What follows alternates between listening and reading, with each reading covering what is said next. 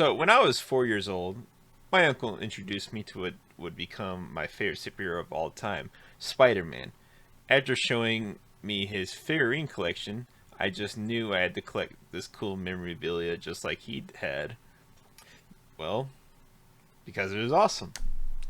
But I would be real with you. It's a very expensive hobby to collect figurines. You've seen these prices? But as I said, I was just a really big fan of Spider-Man, for better or for worse. By the way, I hope the new Ultimate Spider-Man run goes extremely well with how bad mainline Spider-Man is currently. Future Chase here. I've come back from the future because this video is taking forever to make, and well, I'm here to tell you that the Ultimate Spider-Man run is going fantastic. It is such a good change of pace. All I gotta say is please give it a read. It's just so relatable to the current times we're in right now. Just just all you gotta know is that we are so back. I think one of the first pieces of Spider-Man media I've ever watched was the '98 show's run. Owning a few DVD sets because I begged my mom to give me some so I can watch them over and over again. Then I got this game to which me and my brother played the hell out of. So as one last time I decided that I'd revisit this game. 3 last times. I've essentially played the same game on 3 different consoles. So, funny thing I have found out while editing this video. By the way, another future chase has arrived. Be not afraid. So I found out that there is a Game Boy version as well, and I'm not gonna put it into this video because like it's pretty much an entirely different game. So I figured like I'll come back to it at a different time. I think it'd be neat to do it that way though. Stay tuned for that because like I think this topic of finding like versions of like different gameplay elements and direction is very interesting and just brings me back to the nostalgia of finding out like different versions of obscure versions of games that you've played in the past. It's just really interesting. I wonder if the story's the same. Anyways, back to the video. But I've only completed it twice, not because one of the versions was garbage or anything, but I will diverge what this difference is later on in the video when I talk about the said differences.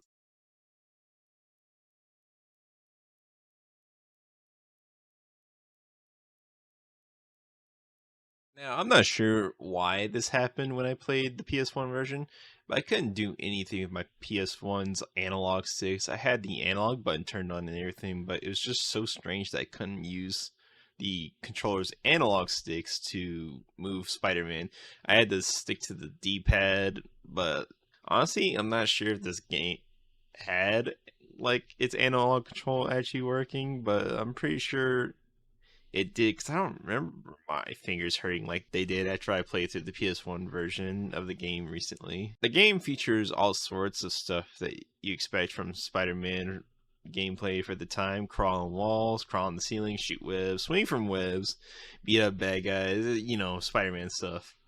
It's also how I found out that Spider-Man is canonically strong as hell when I saw him carry a large bomb into a safe as a method to contain the blast, which is like, if you remember like the Superior Spider-Man run, Peter's holding back this entire time, so it's like, look at him go. There's also these pursuit sections in the game where you pursue a villain or character as Spider-Man, which the first instance was actually a unique take. It was more so a timer for the player to show them how far until old Jameson gets throttled by a scorpion, to being Venom's distance meter before he turns invisible and pieces out for good, and to the last case, becoming the pursuit target yourself by the game's final boss, Monster Hawk. I don't know what it is, but this game that was meant for children has some terrifying moments. But literally only at the end of the game. The tension is so crazy because unlike other moments of the game, you feel this tension throughout this chase scene in the same way, for example, as if you were about to get double carded at the start of an old Monster Hunter game. Game is telling you how close you are subtly, but it feels like you're fighting for your whole life. The bar up top would hint towards your progress in the chase, but in this case, it's just how Monster Hawk is close to ripping your wall-crawling legs off of you. Every time I saw a number lower than the last four, I felt jubilation, because like I said, light at the end until I did it again on the Dreamcast version.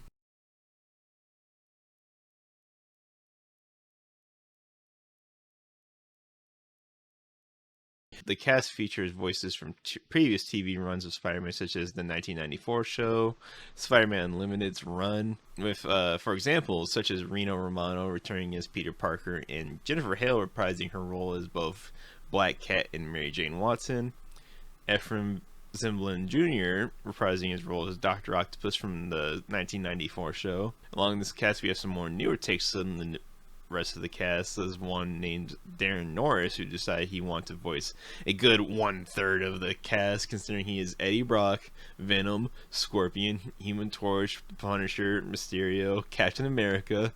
Honestly, yeah, I give him credit. He got some range on his on those vocals, because for what the game is, he sure doesn't make a lot of them sound different, and that alone is impressive. As for our last voice actor, his name is D. Bradley Baker, and he voices J. Jonah Jameson, the Rhino, Carnage, the Lizard, and the Daredevil. Just like Darren Norris, he also decides to do another good third of the cast. And then last of all, we have Stan Lee himself, who provides narrations throughout the game.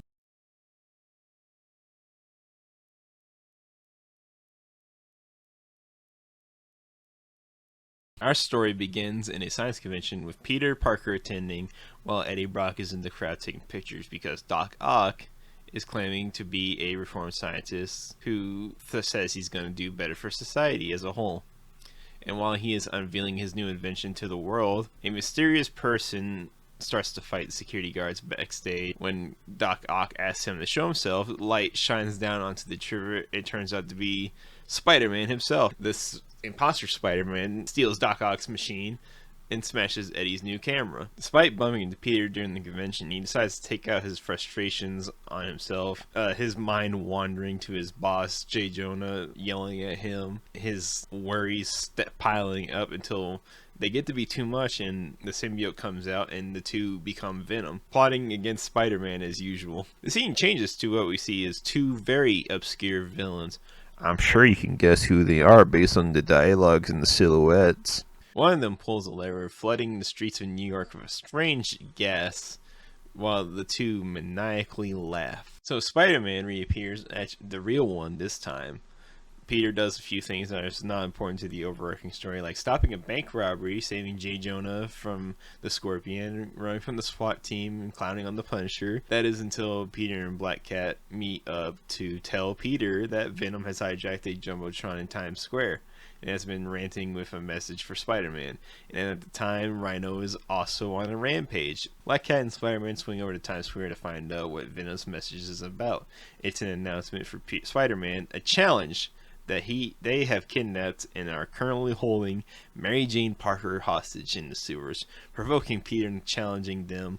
Being the man that he is, Spider-Man puts others before his own family, going over to stop Rhino's rampage, to where Black Cat is hit by a surprise attack and left injured while Spider-Man battles the Rhino. After the battle, Doc Ock shows up to help the police capture the Rhino. Seeing that his job is done, he sits down and goes to check the scene as a reporter, changing back into Peter Parker. Mostly just to find out what happened with Black Cat, to where he finds her strapped down to a gurney and taken away by two mystery figures and their rough-looking EMTs from the opening of the game. Without MJ or Felicia to guide him and give him advice, Peter does the next best thing. He gets in contact with one of his superhero best friends, the Human Torch, who gives the advice that Venom will most likely find him before Spider-Man can find Venom. While swinging through the skies in New York City, Venom challenges Peter to a race, leading him to a boss fight in an alleyway, to which they jump down from what I describe as the longest manhole in existence that can rival the ladder from Snake Eater. Makes you really wonder how deep New York sewers goes. During the level, Spider-Man traverses the sewers, dealing with the Lizard's experiments. You can actually meet up with the Lizard down here as a small, slight Easter egg, to where he'll basically explain to you why he's trapped in this makeshift cage and why Venom is in his lair. To which he just basically explains that Venom is borrowing his lair to currently hold and torture MJ until Spider-Man gets there. Spider-Man makes one last encounter with his rival Venom, to where he rescues MJ after being suspended in a water tank that's slowly filled up. After Spider-Man beats some sense into Venom, pointing out that He was in the crowd himself and is even bumped into Venom, explaining that the Spider-Man who stole Doc Ock's machine was an imposter. The two team up to try and find out who is really behind all of this. So they go to Jameson's database to surf the web, surf the web. That is until Venom senses their other, Carnage, and promptly jumps out of the window to search for Carnage. Spider-Man, however, finds out the symbiotes have infested the Daily Bugle and are using printing machines to reproduce. Upon putting a stop to the symbiote, Spider-Man sees his doppelganger and chases after him into a ring, confronting him when the doppelganger suddenly transforms and reveals himself to be Mysterio. After the boss fight, Spider-Man interrogates Mysterio about their plans, to which Mysterio reveals that there's more of them and that the fog over the city is preparing everyone for symbiosis. During the interrogation, Mysterio tells Spider-Man to go out to the waterfront and investigate a suspicious warehouse. Spider-Man finds a secret passage to the underwater lab, to which he eventually finds Black Cat, who tells him to release her from her prison. He must shut down and close all the gas valves to overload and cause the emitters to self-destruct and take out the generator. Once Black Cat is freed, Spider-Man goes to confront the men behind it all. Yeah, it's Doc Ock and Carnage. Anyways, Venom reappears, being the one to hunt Carnage down. The two tackle each other to jump into the roof while Doc Ock and Spidey clash. Spider-Man defeats Doc Ock and Venom falls from the ceiling, telling Peter to watch out as he gets pulled into the room above. Just so happening to be pulled into a room with a sonic device meant to quell any symbiotes Doc Ock was working with at the time. Spider-Man defeats Carnage by pushing him into this machine over and over, and as his symbiote peels off of him, leaving just Cletus behind. With the day being saved, the symbiote menace has been stopped successfully. Nah, Monster Rock! Now let me tell you, the Carnage symbiote bonding the Doc Ock, that was crazy. It blew my little 5-year-old mind. But then it also made him shit his pants as it let out guttural cries that threatened Spider-Man, chasing his ass down all the way out of the base while it explodes until one last blast covers Monster Rock, bringing the symbiote off of him while also tearing off his robotic limbs. That's crazy, man. Of course, Doc Ock was lucky to be alive. The symbiote managing to save his life in the way, indirectly from just being on him when he got covered by that blast. Spider-Man pulls Doc Ock out of the tunnel looking for a way to get back to the shore when the Quinjet, piloted by Captain America, swoops in to help save Spidey. Captain America was called in by Black Cat as a little reinforcements for Spider-Man's troubles. Our heroes fly back to New York, to which all the heroes that have appeared throughout the story, but the heroes getting together to hang out to play cards while the villains from across the game are also playing cards in a cell discussing how their plans failed. The game ends with a "the end?" question mark. I'll take a wild guess and assume that this here tells us more about what happens next, but I'll say that for another time when I experience the second game in the in this little duology.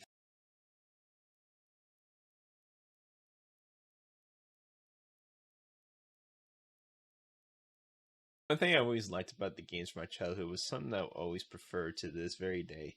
Stuff that isn't realistic, but instead more jagged and less realistic looking, like kind of just like polygons and stuff, like PS1 games in general. I've always liked the jagged polygon look over the stuff that was like 8-bit or 16-bit, or in today's case, hyper-realism. To me, that funky PS1 jitter always look amazing to me, or games that are obviously inspired by the look, which is why I like the technological limits imposed over the character's mouth, for example. No one having fingers or a mouth moving, unless they were one of the two symbiote characters or just a symbiote in general. It was also fun to see that they got comic book covers commissioned for them to make the game feel as if it was an ongoing Amazing Spider-Man run during the loading screens in between chapters. Of course, we also got some, at the time, iconic comic covers, such as the death of Captain Stacy, his first ever appearance, or this one of Daredevil's classic costumes, and this tribute to Amazing Spider-Man's return from Secret Wars in his new black suit. You'll find a gallery of comic covers that pays tribute to the beloved webhead's past.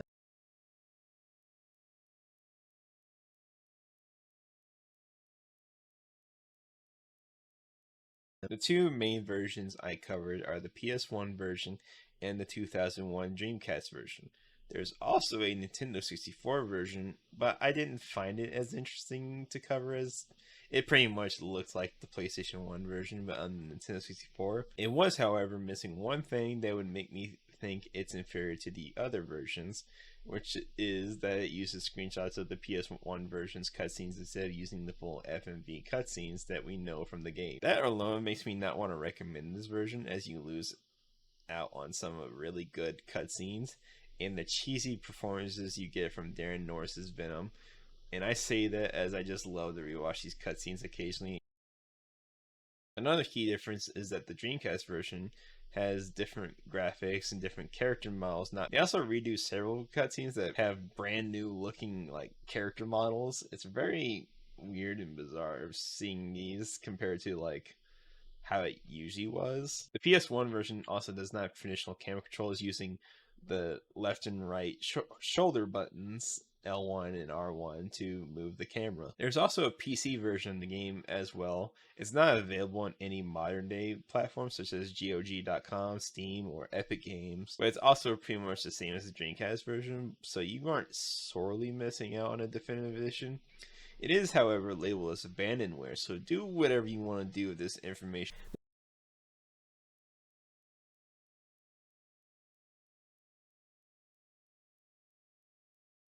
There's some Easter eggs and secrets that I know because I found this one recently, but it's an Easter egg where in the second level where you go to rescue J. Jonah from the Scorpion, you'll see that Ghost Rider appears right here, riding down the side of this building into the fog below. Which I thought was a really neat Easter egg. That, man, can't believe they just didn't put this in the other version. That's insane. Maybe it just glitched down in the code that would have made it appear just didn't work. When Spider-Man rescues JJ, you can see on a knocked over CRT footage of Tony Hawk Pro Skater 1 on it, with a skater performing tricks. I just thought it was neat whenever developers get to sneak in their other games as secret little references in a respectful way. In the rooftop escape level, you can enter this exact crane from a hatch on top. You can find the Green Goblin's hideout inside, which Spider-Man will comment, "Gee, I wonder who those pumpkin bombs belong to." In the cutscene where Venom hijacks the Jumbotron, you can see in Times Square a billboard that was advertising Neversofts' upcoming Tony Hawk Pro Skater 2, at the time, of course. The game has several costumes referring to past appearances on TV shows, comics, and other iterations, such as Ben Reilly's Scarlet Spider, Miguel O'Hara's Spider-Man 2099. If it existed during the Spider-Man 90s run, it was most likely in the game. They even got the rare appearance of the bombastic Bagman. You just don't see this costume for Pete very often. At the top of my head, he's probably in like 2 games, including this one. But honestly, I just don't know exactly because I did not play any of the PS3 era Spider-Man games. But honestly, I'd rather find out about the costumes in other games when I visit them. Finally, one last Easter egg I know is during the Carnage fight. On top of one of the rocks in the underwater background, you can see Namor standing on top, just doing his little power pose as the shark just slowly swims around the stage.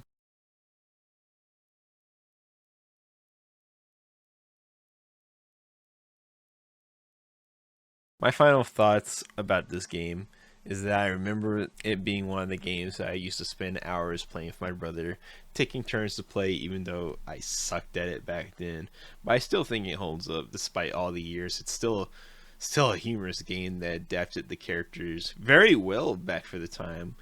It'll be fun to have a different viewpoint when I finally check out Spider-Man 2 for the PS1 and get a first time look at it. So another thing I want to revisit is that this game put a primal fear in my 5-year-old little gut that this unreasonably scary freak makes you lock in.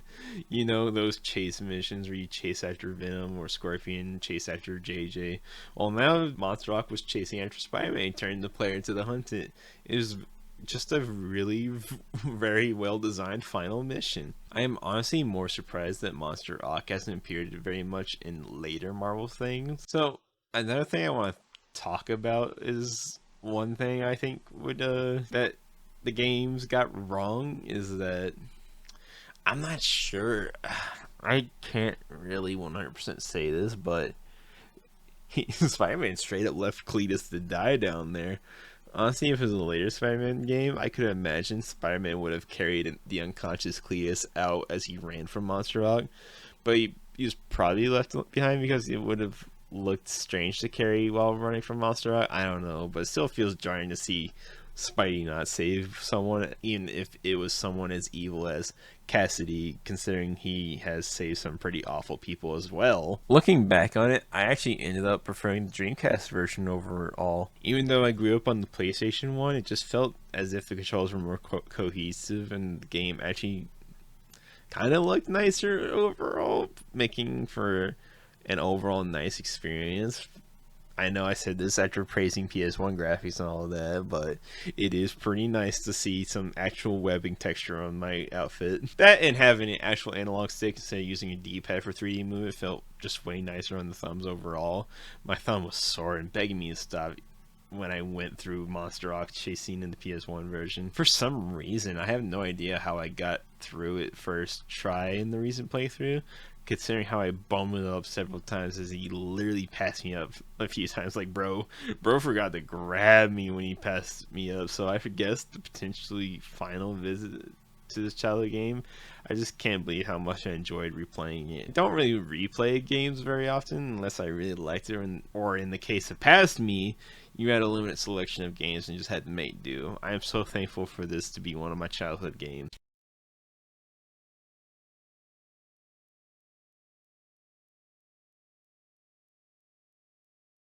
Thank you all for watching through the end. It means a lot that you made it through the end of this video. And I hope you'll consider sticking around and checking out my other content. I plan on making more video essays, experiment with some extra stuff.